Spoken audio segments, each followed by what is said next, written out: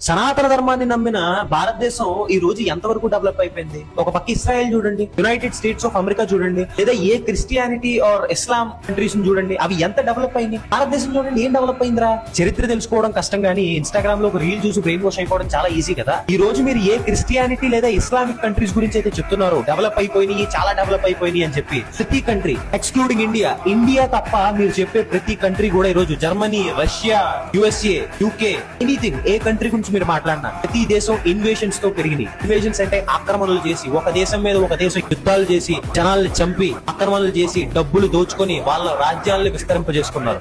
కానీ 10,000 సంవత్సరాల సివిలైజేషన్ ఉన్న నా భారతదేశం ఏ దేశం మీద కూడా ఎప్పుడూ మొదటిసారిగా దండెత్తలేదు, యుద్ధం చేయలేదు. 1000 సంవత్సరాలు ప్రపంచంలో ఉన్న 30 నుండి 35% జీడిపి మా దగ్గర ఉండేది. అంత రిచెస్ట్ కంట్రీ ఇండియా. ఈ రోజు మీరు చెప్పి యూరోప్ అటు సైడ్ కంట్రీస్ అన్ని కూడా వాళ్ళు నోమడిక్ లైఫ్స్, అంటే ఎర్లీ హ్యూమన్స్ కి, ఆది మానవుల్లో బతికే టైం కి మేము మా సివిలైజేషన్ లో అగ్రికల్చర్ చేసి అన్నం తింటున్నాం. వాళ్ళు గుహల్లో బతికి ఆకులు కట్టుకుని వేటాడే టైం కి మా దగ్గర బిగ్గెస్ట్ సివిలైజేషన్స్ ఉన్నాయి. That is India for you. తర్వాత 1000 సంవత్సరాలు చూసుకుంటే ముగల్స్ వచ్చారు, మన దేశాన్ని దోచుకున్నారు, ఆక్రమించారు, ఎంతో మందిని చంపేశారు, ఎంతో మందిని ఫోర్స్ఫుల్ గా ఇస్లాం లో కన్వర్ట్ చేశారు. ఇన్ని చేసిన తర్వాత 250 సంవత్సరాలు మళ్ళీ బ్రిటిష్ వాళ్ళు వచ్చారు. ఎస్టిమేటెడ్ గా ఈ రోజు వాల్యూలో చూస్తే బ్రిటిష్ వాళ్ళు 250 సంవత్సరాల్లో మన దగ్గర నుండి $45 ట్రిలియన్ ఆస్తిని మన దగ్గర నుండి తీసుకున్నారు. వాళ్ళు $45 ట్రిలియన్ అంటే ఈ రోజు చైనా, అమెరికా జీడిపి కూడా అంత లేవు. ఎంత కొలనైజేషన్ జరిగింది, ఎంత దోపిడీ జరిగింది భారతదేశం మీద. అంత జరిగిన తర్వాత కూడా ఈ రోజు we're top 4 economy on this planet. మామూలు విషయం, స్పేస్ లో, టెక్నాలజీలో,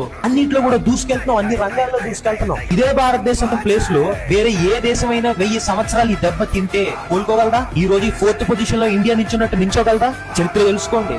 India is the greatest country for me and I'm proud to be an Indian.